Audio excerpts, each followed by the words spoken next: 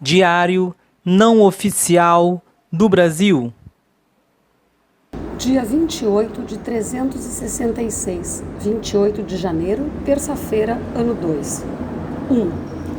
A Fiesp foi articuladora do golpe de 2016 e abriu espaço para o desmonte que o ex-capitão promove no país. No dia 3 de fevereiro, as centrais sindicais estarão em frente à Fiesp, na Avenida Paulista, para protestar e lutar contra os retrocessos. 2. O protesto acontecerá durante o almoço do síndico disfuncional com o capitalista bolsonarista que preside a entidade. A concentração será às 9 da manhã no vão livre do MASP e o ato acontecerá a partir de meio-dia. Para lembrar que além dos 13 milhões de desempregados, temos 38 milhões de trabalhadores precarizados. 3. Mesmo as notícias econômicas supostamente positivas que o governo produz são meias-verdades e não beneficiam os trabalhadores. A exemplo dos poucos postos de trabalho criados, que além de insuficientes são, na verdade, vagas de trabalho precarizado, com baixa remuneração. Brasil Tchutchuca. 4. Para não esquecer que somos o país dos descalabros, que cria impostos sobre o seguro-desemprego e não mexe um único centavo nos lucros do capital. Talvez estejamos diante do governo que é o maior gerador de pobreza da nossa história. Mas os dados não são transparentes o suficiente para já afirmarmos isso. Dia 27/366, 27 de janeiro, ano 2, segunda-feira. 1. O primário sinistro da educação atende a filhinhos de correligionários pelo Twitter e oferece um tratamento diferenciado que ofende o princípio constitucional da impessoalidade no trato com a coisa pública. O erro na correção do Enem motivou o tão pronto atendimento. Na verdade, o pronto atendimento e explicações razoáveis seriam que ser dadas em um mesmo formato a todos os estudantes que fizeram a prova, mas esperar que essa pessoa tenha alguma noção das obrigações do cargo que ocupa e respeite a Constituição, talvez seja esperar muito. Foi necessário que a Defensoria Pública da União encaminhasse comunicado ao sinistro apontando o cometimento de séria ofensa ao princípio constitucional. Jornal Brasil 247. 2. O marreco leigo fica lamentoso por não poder mais prender jornalistas se não gostar do teor do que ele fala ou escreve e comenta sorrindo em uma entrevista. Agora tem a lei do abuso de autoridade, não pode mais prender jornalistas, né?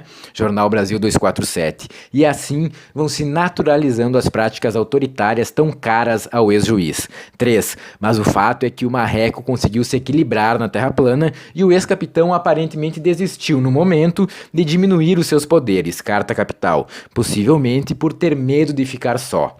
4. Da Itália, de onde o cônjuge diz copiar o modelito de suas práticas punitivistas e persecutórias, chegam boas notícias. O fascismo foi derrotado na região norte e o líder de extrema-direita, Matteo Salvini, sai de cena atordoado. Temos que respirar esses ares. 5. É sempre bom lembrar que, sob a bandeira do combate à corrupção e da mamadeira de piroca, é claro, o Planalto foi ocupado por esse grupo que aí está. Mas também nesse quesito o país acumula retrocessos. Teve a pior nota histórica e caiu uma posição no ranking de percepção de corrupção elaborado pela Transparência Internacional. Na América do Sul, apenas 3 países, Venezuela, Paraguai e Bolívia, apresentaram notas piores que as nossas. Pragmatismo político. E vamos aos diversionismos enquanto mantemos secretários de comunicação recebendo por fora de emissoras de televisão. Dia 26/366, 26 de janeiro, ano 2, domingo. 1. A grande novidade do domingão é a constatação da fuga recorde do capital estrangeiro. Os dólares fogem em massa. O volume é o maior desde 1982, ainda na ditadura militar. Não adianta adorar a pílula, todos conseguem ver a real. A governança ambiental, social e corporativa do governo merece pouquíssimo crédito. As queimadas na Amazônia lideram a desconfiança. As projeções de crescimento apontadas pelo governo continuam sem sustentação na realidade, cada vez mais uma grande fantasia em um cenário com possibilidades de piorar, em parte graças ao próprio governo. Em 2019, vendemos menos e temos pela frente a perspectiva de perda de mercados. O caminhão de abacates não adiantou. Pior, o fato de pela primeira vez em 40 anos a exportação de produtos básicos superar a de industrializados evidencia o retrocesso acelerado rumo a uma fazenda fazenda exportadora dependente das oscilações dos preços das commodities, carta capital. Então, é esperar que os que forem forçados a tentar a sorte em outros lugares retornem algemados e humilhados com a complacência do ex-capitão, porque acreditar que a economia agora vai, infelizmente é cada vez mais só para os bolsominions na realidade paralela do WhatsApp. 2. O país sem futuro impede a sua juventude de entrar na universidade pública fazendo uma lambança que nem a mais absurda incompetência seria capaz de imaginar. A mesma incompetência que, em vez de gerar empregos, fomenta a precarização do trabalho e o retorno da mendicância, das pessoas em situação de rua e da exploração infantil. Há 3 anos o governo federal não divulga dados relativos ao trabalho infantil no país, o que dificulta a criação de políticas públicas para prevenir e sanar o problema. 3. O sítio Outras Palavras chama a atenção para o turismo do petróleo brasileiro. O óleo tour onera o preço dos nossos combustíveis e fertilizantes e dá lucro a terceiros. Como destaca o sítio de notícias, por razões que só os atravessadores conhecem, o óleo sai cru e é refinado lá fora a milhares de quilômetros de distância e retorna como derivados pelas mesmas distâncias, tudo a preço de dólar que o Tchutchuca mantém supervalorizado. Enquanto isso, o desmonte da Petrobras providencia a venda de 8 refinarias que correspondem a 50% da sua capacidade de refino. Quem ganha? 4. O fascismo brasileiro usa o petróleo para fazer benesses para sabe-se lá quem em detrimento do país. Vamos pagar royalties sobre o nosso próprio produto, como acontece quando se baseia a economia na venda de commodities e transferir postos de trabalho enquanto geramos desemprego e morte. É isso, e o coronavírus ainda não chegou aqui com o SUS desmantelado. Dia 25/366, 25 de janeiro, ano 2, sábado. 1. Na comitiva da presidência na Índia, armas a tiracolo. A Taurus acompanha. A Taurus é uma das empresas particularmente privilegiadas pela propaganda do governo, que faz o gesto da arminha em todas as suas atividades e coloca seus seguidores na situação ridícula de, no país da extrema violência, repetir a coreografia. 2. Os brasileiros que estavam ilegalmente nos Estados Unidos não apenas foram deportados, mas voltaram com direito à humilhação, algemados. O síndico disfuncional delira com a violência, afinal ele próprio trata os cidadãos brasileiros como subcidadãos. 3. Essas pessoas que foram em busca de emprego e oportunidades em outro país muito dificilmente terão possibilidades aqui. O país está sendo desmantelado. As desigualdades ampliam. Vamos lembrar que no ranking das desigualdades, entre os 192 países do mundo, só um está atrás do nosso, o Catar. 4. Um colunista do jornal O Globo informa que a namoradinha do Quarto Reich pretende perseguir a população LGBTQI à esquerda e, além disso, pretende criar um evento da família para competir com Caida Bale Funk no Brasil. Ora, de quais famílias estão falando? Das próprias? Quantas famílias formaram o ex-capitão e a namoradinha? E as famílias órfãos dos que a polícia matou vão participar? E os nossos povos originários, das originais famílias brasileiras, e as famílias quilombolas, as famílias dos trabalhadores, as famílias da periferia, as famílias camponesas. Do que falam? Aguardemos as falsetas da Terra plana. Dia 24/366, 24 de janeiro, ano 2, sexta-feira. 1. Nesse momento, o acesso à universidade está em risco. A própria universidade está em risco. Um suposto erro grosseiro no Enem, sem explicações plausíveis, minimizado pelo Ministério da Educação, prejudicou aproximadamente 7.000 candidatos, até onde se tem notícia. A 8ª Vara Cível de São Paulo concedeu uma liminar parcial em ação proposta pela Defensoria Pública da União em defesa dos candidatos prejudicados pelo Enem e para garantir a correção do processo. O SISU, a forma mais democrática de acesso à universidade, está suspenso. Jornal GGN. 2. Em complemento aos absurdos, a CAPES, Coordenação de Aperfeiçoamento de Pessoal de Nível Superior, vinculado ao Ministério da Educação e responsável pela expansão e consolidação da pós-graduação estrito sensu, mestrado e doutorado no Brasil, acaba de ser entregue a um criacionista. O novo presidente da CAPES é ex-reitor de uma universidade particular paulista, evangélico e defende o criacionismo, ou seja, o dogma religioso, para explicar os fatos da história natural em contraponto à teoria da evolução. Carta Capital.